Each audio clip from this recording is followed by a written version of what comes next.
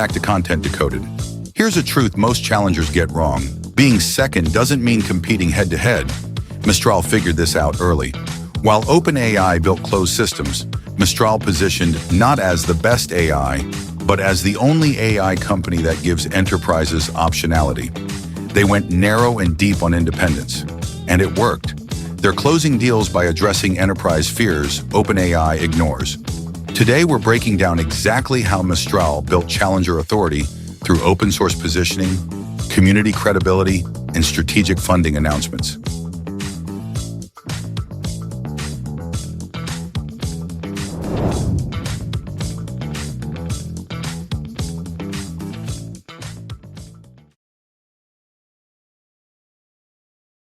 Okay, so if you're an AI founder, or maybe you're leading go-to-market in enterprise AI, you know the big trap, right? Oh, yeah. Positioning your company as just the cheaper, maybe slightly less capable version of whoever the big leader is, that almost never works. It's usually just a slow slide into being forgotten. Right.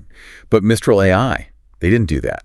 We've been digging into the sources, interviews, their funding announcements, GitHub data, and it's clear they really cracked something fundamental. They managed to succeed where almost every other challenger just fizzles out. How? They didn't fight OpenAI by saying, we're like GPT 3.5, but cheaper. No. Yeah. They flipped the script. They took open source, which many enterprises see as maybe a bit risky or just a commodity. Yeah, technical detail, not a selling point. Exactly. And they turned it into this core enterprise benefit. Yeah. They built a whole narrative around control, and this is key, optionality. Okay, let's unpack that straight away. Because that shift, turning open source from a sort of technical footnote into the reason to buy, that's the whole game here. We've gathered all this material to see precisely how they pulled off building so much credibility and, frankly, enterprise authority so quickly. At ThoughtCred, we actually call this the optionality playbook. It's all about finding and owning those specific high-stakes needs that the market leader, for whatever structural reason, just can't or won't address. And our goal today really is to break this down into things you can actually use, tactics you can replicate. So if you're that founder or GTM leader, this is about crafting your challenger narrative, one that speaks directly to a CIO's concerns about risk, not just their budget spreadsheet. So let's start with that core positioning, what we're calling the optionality framework. Mistral basically planted their flag as the independent alternative to OpenAI. Some people even called them the Android to OpenAI's Apple. What does that actually mean for selling to big companies? Well, it taps right into the enterprise mindset, which is fundamentally deeply risk-averse. Think about it from a CIO or a procurement lead's perspective. Their top priority. It's usually risk mitigation. It's resilience. Avoiding putting all their eggs in one basket. Precisely. If you go all in on a single closed API model, like, say, GPT-4, you're basically signing up for vendor lock-in. You lose control over the model weights, maybe the training data, definitely future pricing, and critically future regulatory issues. So the closed model itself becomes a kind of baked-in risk for these big organizations. Exactly. So Mistral's big differentiator wasn't just, our tech is different. It was a promise of leverage, control. They came in offering self-hosting, full customization, fine-tuning. Giving the keys back to the enterprise. That's it. This lets companies maintain multiple AI suppliers. That's huge for negotiating power, for system backup, but for resilience. They offered control, and when you're managing risk, control is gold. And they didn't stop there. They layered this operational control idea with a really smart geopolitical play. They leaned hard into the European angle, geography as a competitive advantage. Oh, that was a masterstroke, truly. Because that whole European narrative, it speaks directly to really sensitive points like data sovereignty, GDPR compliance, independence from U.S. tech giants. Which is a big deal for European governments and companies. Huge. It wasn't just selling a product, it was selling alignment. Alignment with national priorities, regional values, and they got those early, very public endorsements from key figures, especially French leadership like President Macron. That made Mistral feel like the natural, the home court choice for cautious European enterprises and policymakers. It built them a defensive position that, frankly, no U.S.-based closed model could easily copy. Okay, that makes total sense. So that covers the strategic positioning, the sort of geopolitical framing. But how did a company that was, let's face it, pretty new, achieve that instant technical credibility without the decades of research or the giant marketing machines of the incumbents? Which brings us to their content system. Yeah, this is fascinating. They basically use technical depth as their marketing. Mistral's content wasn't, glossy corporate blog posts about synergy. It was rigorous, academic level, engineering proof. Like what? Give us an example. Okay, think about the Mistral 8x7B model launch. That wasn't dropped with some slick YouTube video. It came out with a formal research paper, an archive preprint detailing the performance, the benchmarks, the whole mixture of experts' MoE architecture. Hold on, just for the GTM folks listening, why does an archive preprint matter? Isn't that just for academics? Because for a CTO or a head of AI, that archive is paper. It signals a serious peer-reviewable commitment to fundamental R&D. It bypasses all the corporate marketing fluff and gives them confidence in where this model came from, the rigor behind it. So it's a credibility signal. A massive one. And when they talk about specific techniques like grouped query attention, GQA, or sliding window attention, SWA, these aren't just buzzwords. They're proof points. They signal that Mistral is laser-focused on efficiency at scale, on lowering inference costs. While OpenAI might be talking API features, Mistral is talking core engineering wins.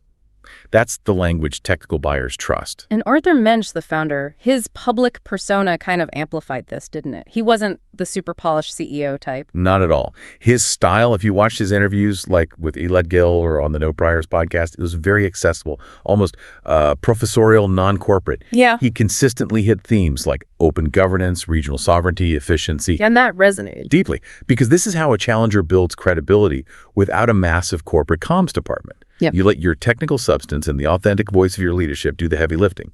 You speak directly to the engineers, the technical decision makers. Okay, so that technical depth, that commitment to control, it sounds like it directly addressed specific enterprise fears.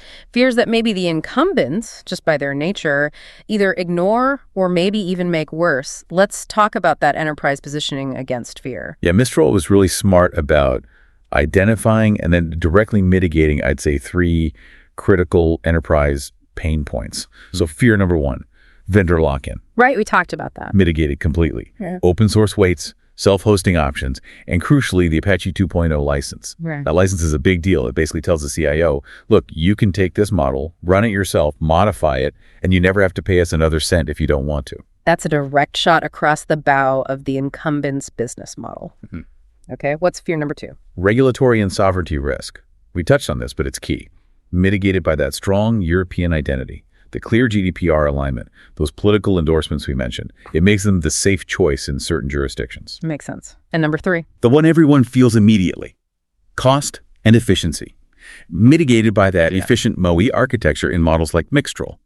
That sparse structure, it delivers really competitive performance benchmarks, but does it using significantly less compute during inference compared to dense models like, say, GPT-4 Turbo, lower cost, good performance. You know, what we're seeing here, and this is something we analyze a lot at ThoughtCred, is that successful challengers often win by zoning in on enterprise.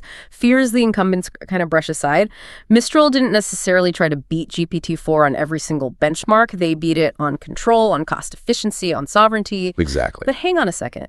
If they're so focused on independence, open weights, what about their big partnerships, like with AWS Bedrock, Microsoft Azure? Doesn't that sort of dilute the independent story? Isn't it just selling open source through the big guys? That's a really good question, and it shows their strategic thinking. It's nuanced. Yeah. The absolute key is that the core commitment, we likes it, the open weights, the Apache 2.0 license, it stays untouchable.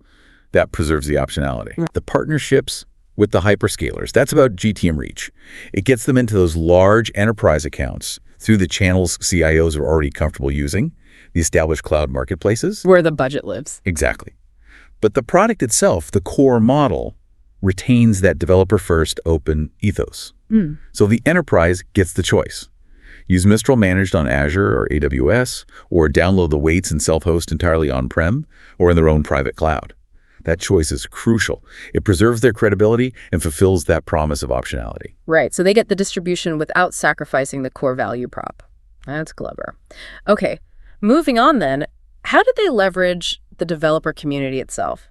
It's one thing to be open source, but how do you convince, say, a skeptical enterprise procurement team that this community thing is reliable? How did community become credibility? Well, that community traction became essentially indispensable due diligence material for enterprise buyers. Think about their GitHub repos. Yeah. Their core models racked up tens of thousands of stars, thousands of forks, really quickly. That's not just, developer hype. For a procurement team or a technical due diligence team, that's a quantifiable signal. It shows the model is being used, tested, trusted by thousands of knowledgeable people. It's social proof, but from a technical crowd. Precisely. And Mistral actively encouraged this. They put out things like model cookbooks, they had ambassador programs. This demonstrates real-world usability, shows it's ready for production, not just a research project. So the GitHub activity almost becomes like a live, crowdsourced validation report for the enterprise sales process. You got it. And they were smart about platforms like Hacker News, too. Their big funding announcements, like that $640 million Series B or major product launches, they consistently hit the front page of HN. Which CTOs definitely read. Absolutely. For that audience, visibility on Hacker News signals deep, technically vetted credibility. It's another layer of proof. Essentially, developer evangelism becomes this incredibly powerful, arguably unbiased signal to enterprise buyers who need to be sure they're adopting robust innovation. Which flows perfectly into our next point, Section 5, funding as social proof engineering. Because those massive funding rounds, they weren't just about the cash, were they? They felt like deliberate narrative beats. Oh, completely deliberate. The timing, the scale, the $385 million Series A, then the huge $600 million Series B hitting a $5.8 billion valuation, and eventually that massive $2 billion round that Bloomberg highlighted as making them Europe's most valuable tech startup. These weren't just funding events, they were engineered sales and marketing milestones. How so? Imagine you're an enterprise prospect, maybe on the fence about this European startup. Then you see that Bloomberg headline, or you see the caliber of investors piling in. It massively validates your internal champion who's pushing for Mistral. Says this isn't some risky bet, this is a major player. And they were strategic about who invested too, right? It wasn't just the usual VC suspects. Exactly. Yes, they had top VCs like A16, General Catalyst, Lightspeed that brings its own validation. But then they brought in strategic industrial partners. Yeah. NVIDIA, obviously huge in AI infrastructure, and the really big one, ASML. The semiconductor equipment giant. Why was that partnership so important? Because ASML is arguably the single most critical company in the entire global semiconductor supply chain. Partnering with them on joint R&D, focused on using AI to solve complex semiconductor engineering challenges.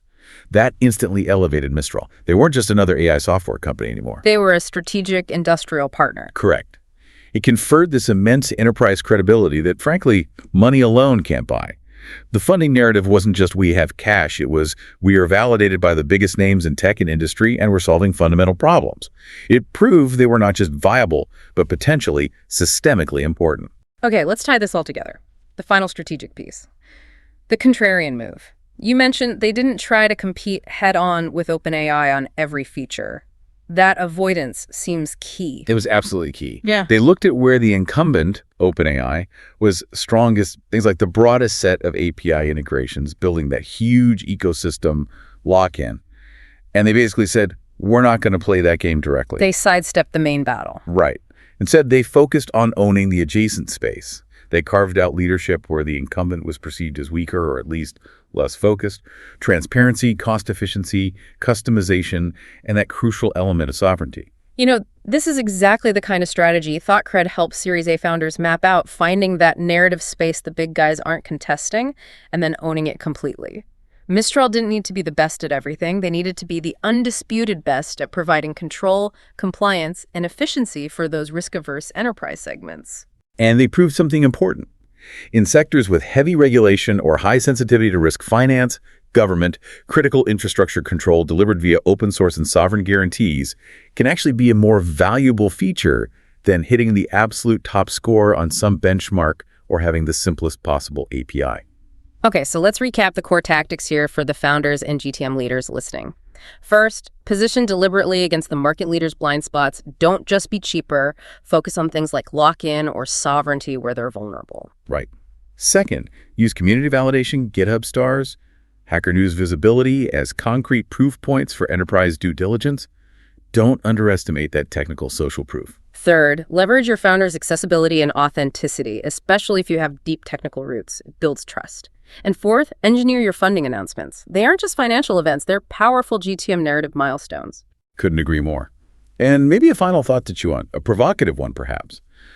Given how fast Mistral scaled and their relentless focus on European independence, What are the really long-term geopolitical or regulatory risks that enterprises might be mitigating by choosing an established European open core vendor like Mistral versus relying solely on a US-centric, VC-backed closed model? That's definitely something to consider for any multi-year AI strategy. A strategic choice, not just a technical one. Indeed. Okay, that's our deep dive on Mistral's optionality playbook. If you're a Series A founder trying to carve out your own space as a challenger, ThoughtCred helps you find and own that narrative space the incumbents are ignoring. Check out Content Decoded every Monday and Thursday for more practical playbooks like this one. Next time, we're diving into Cohere's strategy for building vertical authority in the enterprise. Thanks for joining us. That's the Mistral playbook. Here's what matters. Challengers win by owning what market leaders ignore. Your action item: identify what your incumbent competitor refuses to talk about. What enterprise fear do they sidestep? That's your territory. Own it completely. Build your entire content strategy around proving you're better on that dimension. Your competitors play by incumbent rules. You play by your own. This is Content Decoded, where we reverse engineer how AI companies build enterprise authority. Next episode, Cohere's vertical authority play. Check us out at thoughtcred.com.